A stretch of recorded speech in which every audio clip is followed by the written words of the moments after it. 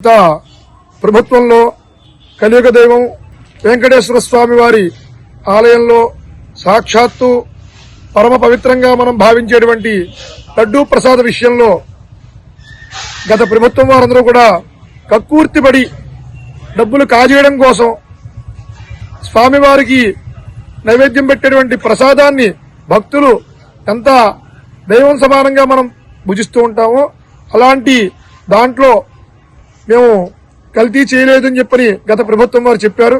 స్వామివారు వెంకటేశ్వర స్వామి ఎవరిని ఊరికే వదిలిపెట్టాడు. గతంలో 7 కొండల స్వామిని 2 కొండలు అన్నారు. ఆ కొండల్లోనే కలిసిపోయారు కొంతమంది.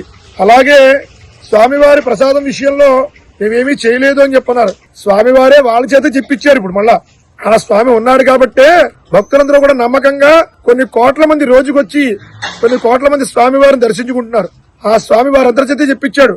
మేము ఆ దాంట్లో నెయ్యి వాడలేదు అని చెప్పని ఇవాళ రోజున వాళ్లే ఒప్పుకున్నారు. అంటే నెయ్యి వాడకుండా పామాయిలు తర్వాత ఇతర నూనెలు ఇవన్నీ వచ్చేట్టుగా నెయ్యికి వచ్చేటువంటి స్మెల్ వచ్చే విధంగా వాసన వచ్చే విధంగా ఆ దాంట్లో అన్ని పదార్థాలు వాడి స్వామివారి ఆలయాన్ని ఆ లడ్డూ పవిత్రతను కూడా వాళ్ళు పాడు చేశారు. స్వామివారు ఎవరిని వదిలిపెట్టరు. తొందరలో వారందరికీ కూడా తగిన శిక్ష వేస్తాడు. ఈ ప్రభుత్వం వచ్చిన తర్వాత స్వామివారి ప్రసాదంలో చాలా స్పష్టతగా మంచి నెయ్యి వాడుతున్నారు.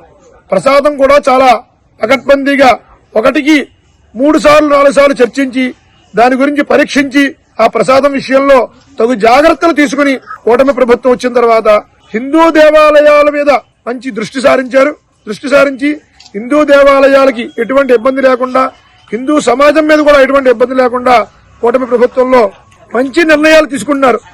అలాంటిది వెంకటేశ్వర స్వామి వారితో పెట్టుకున్న వారు ఎవ్వరూ కూడా బతికి బట్ట కట్టలేదు. తొందరలో వీరందరికీ కూడా శిక్ష పడాలి. ఆ సాక్షాత్తు వైకుంఠం నుండి వెంకటేశ్వర స్వామి వారితో పెట్టుకుంటే ఎవరైనా కూడా తగిన శిక్ష పడుతుంది. ఇప్పుడు మన కూటమి ప్రభుత్వం వచ్చిన తర్వాత ఆ స్వామివారి ప్రసాదం చాలా నాణ్యతగా ఉంటుంది. గత 10 రోజుల క్రితం మేము తిరుమల వెళ్తే ఆ తిరుమలలో దాన్ని కూడా మళ్ళా అక్కడ కూడా ఈ నెయ్యి విషయంలో వాళ్ళు ఇబ్బంది పడ్డారు అని చెప్పని దీన్ని మళ్ళా కాంట్రవర్సీ చేయడం కోసం మద్యం బాటిల్స్ సిగరెట్ ప్యాకెట్లు కూడా కొండపైకి పంపించారు గత ప్రభుత్వం వారు. ఇవన్నీ కూడా స్వామివారు చూస్తున్నారు. ఒకటి తర్వాత ఒకటి తగిన రీతిలో స్వామివారు శిక్షిస్తారు. ఇప్పుడు ప్రభుత్వం వచ్చిన తర్వాత అందరికీ సామాన్య భక్తులకు కూడా చాలా మంచిగా దర్శనం అవుతోంది. కాబట్టి ఇలాంటి ప్రభుత్వం కొన్ని సంవత్సరాలు ఉండాలి. భక్తులందరూ కూడా స్వామివారి దర్శనం బాగా జరగాలని చెప్పి కోరుకుంటున్నాం. జై శ్రీరామ్. నమో వెంకటేశాయ. గత ప్రభుత్వ పాలనలో తిరుమల తిరుపతి దేవస్థానం విషయానికి వస్తే అప్పుడు జరిగేటువంటి విధి విధానాలు ఇప్పుడు కూటమి ప్రభుత్వం జరిగేటువంటి విధి విధానాలు ఎలా ఉన్నాయనేది భక్తులు అందరూ కూడా ఇప్పుడు చాలా ఆనందపడుతున్నారు. ఎందుకంటే మనస్ఫూర్తిగా స్వామివారిని ప్రశాంతంగా మేము చూసుకోగలుగుతున్నాము. అనేక రకమైన ఒత్తిడి లేక దర్శన విషయాల్లో ఆన్లైన్ ద్వారా టికెట్లు అవ్వచ్చు. అలాగే దర్శన యొక్క కంటోన్మెంట్ లో పెట్టేసినప్పుడు మనకి ఇప్పుడు సేవా కార్యక్రమం దేవస్థానం నుంచి జరిగేటువంటి సేవా కార్యక్రమం ప్రసాదాలు అలాగే పాలు ఇలాగ చంటిబిడ్డలకి అన్ని రకాలుగా చక్కగా సేవలు చేస్తున్నారు. చాలా అద్భుతంగా జరుగుతోంది. లడ్డూ నాణ్యత విషయంలోకి వస్తే గతంలో ఇలా కొవ్వు పదార్థాలు కలిసినాయని చెప్పి నేను సిట్టు వేయటం దాని మీద రకరకాల విచారణ జరగడం జనాలకి దాని మీద నమ్మకం పోయేలాగా గత ప్రభుత్వం చేసింది. స్వామివారు ఊరుకోడు కదండి. మరి స్వామివారు మహాప్రసాదం ఆ లడ్డూ ప్రసాదం అంటే కోట్లాది ప్రపంచమంతా కూడా ఆ ప్రసాదాన్ని కళ్ళగొద్దుకుని స్వామివారి ప్రసాదాన్ని స్వీకరిస్తారు. అటువంటి ప్రసాదానికి గత ప్రభుత్వంలో దాని మీద నిందలు వేసి దాని వ్యవస్థని పాడు చేసేసి అనేక డబ్బుల కోసం కక్కుర్తిపడి ప్రసాదాన్ని అపవిత్రం చేసేశారు. మళ్ళా ఆ స్వామివారి సాక్షాత్ వెంకటేశ్వర స్వామి వారి మళ్ళా ఇప్పుడు కూటమి పాలనలో చక్కనటువంటి శశాస్త్రీయమైనటువంటి శ్రేష్టమైనటువంటి నెయ్యి పదార్థం అలాగే జీడిపప్పు నాణ్యమైనటువంటి ఆ లడ్డూ ప్రసాదాన్ని తయారు చేసి స్వామివారికి నివేదన పెట్టి చక్కనటి ప్రసాదాన్ని భక్తులందరూ కూడా ప్రశాంతంగా మనస్ఫూర్తిగా కళ్ళగద్దుకొని చక్కగా స్వీకరిస్తున్నారు. చెప్పొచ్చేది ఏంటంటే ఇలాగా గత ప్రభుత్వంలో దాని మీద అనేక రకమైనటువంటి భక్తులు హిందూ మత విశ్వాసాన్ని దెబ్బతీసే విధంగా లడ్డూ మీద విష ప్రయోగాలు చేసే పరిస్థితికి గత ప్రభుత్వంలో చేశారు. మళ్ళా స్వామివారి మహత్యం వల్ల సాక్షాత్తు ఆ వెంకటేశ్వర స్వామి వారే ఈ కూటమి పాలనకి అవకాశం ఇచ్చి ఇప్పుడు చక్కగా నిన్నగాక మొన్న ఆ రథసప్తమి నాడు మరి 3 లక్షల మంది భక్తుల దర్శనం. ప్రతి ఒక్కరు కూడా ఆనందంగా అబ్బా చాలా చక్కగా జరిగింది, సేవా కార్యక్రమాలు అవ్వచ్చు, అన్నీ అవ్వచ్చు అని చెప్పని వాళ్ళు హిందువులు మన వాళ్ళందరూ హిందువులు కాక అందరూ వెళుతుంటారు. అందరూ వెళ్ళినా కూడా చాలా ఆనందం వ్యక్తపరిచారు.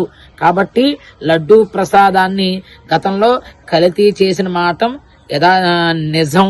ఇది ఇంచుమించుగా దాని మీద కేంద్ర ప్రభుత్వాలు అవ్వచ్చు, సిట్లు అలాగే సిబిఐ కోర్టులు ఇవన్నీ కూడా నిర్ధారణ చేసి ఇప్పుడు మళ్ళా తిరిగి పూర్వ వైభవం చాలా పవిత్రమైనటువంటి ప్రసాదాన్ని భక్తులకి టీటీడీ వారు అందిస్తున్నారు.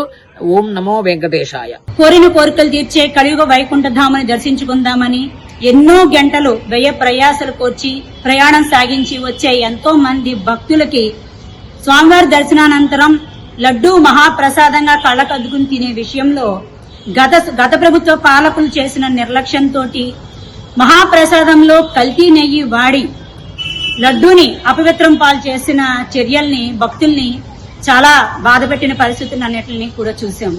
ఎందువల్లంటే మనం అపచారం అనేది భగవంతుడి సన్నిధిలోనే చేస్తున్నామంటే కొంచెం కూడా పాప భీతి లేని అటువంటి మరి నాయకులు గాని అధికారులు ఉండడం అనేది గత ప్రభుత్వంలో శోచనీయం.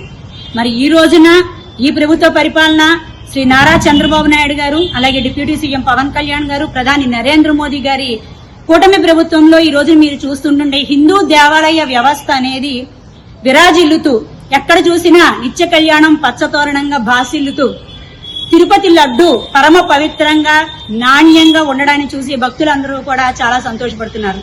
ఎందువల్లంటే తిరుపతి అక్కడ అన్నప్రసాదం దగ్గర గాని దర్శనాలు కల్పించటంలో గాని మరి భక్తుల సౌకర్యంలో గాని ఎక్కడా కూడా రాజీ పడద్దు.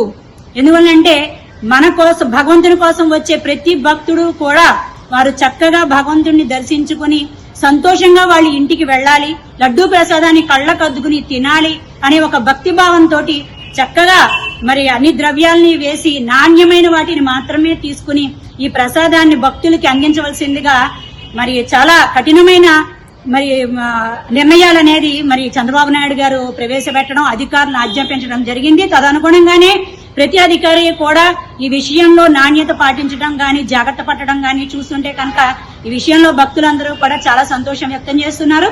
ఇదే విధంగా ప్రజారంజకమైన పాలన అందించాలని చెప్పేసి కూటమి ప్రభుత్వాన్ని ప్రత్యేకంగా ముఖ్యమంత్రి శ్రీ నారా చంద్రబాబు నాయుడు గారిని భక్తులందరి తరపున నేను విన్నవించుకుంటున్నాను.